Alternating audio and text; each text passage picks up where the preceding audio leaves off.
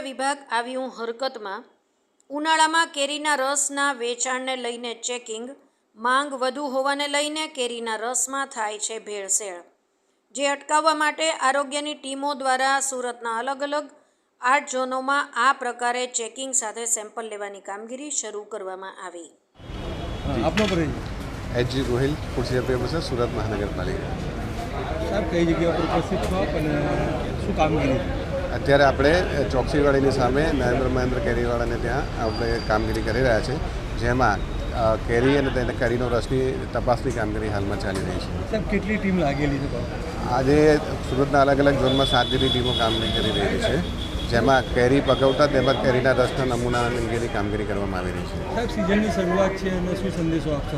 સિઝનની શરૂઆત છે એમાં એવી આપીશું કે જે તાજી કેરી હોય તેનું તમે વાસી કે તેવી કેરીનો તમે ઉપયોગ નહીં કરવો છે। સાહેબ, આનું સેમ્પલિંગને કઈ રીતનું આખું આગળની કામગીરી?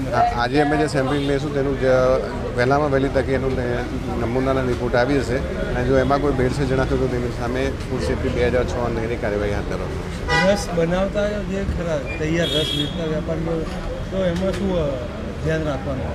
તેમાં એવું છે કે જે ફાસ્ટ કલરવાળી વસ્તુ નહીં પસંદ કરો તમને, કારણ કે એમાં કલર હોવાની શક્યતા વધારે છે, પણ જેવી રીતે નોર્મલ આપણે ઘરમાં કેરી કાપીને રસ દેખાતો તેવો રસ પસંદ કરવો જોઈએ।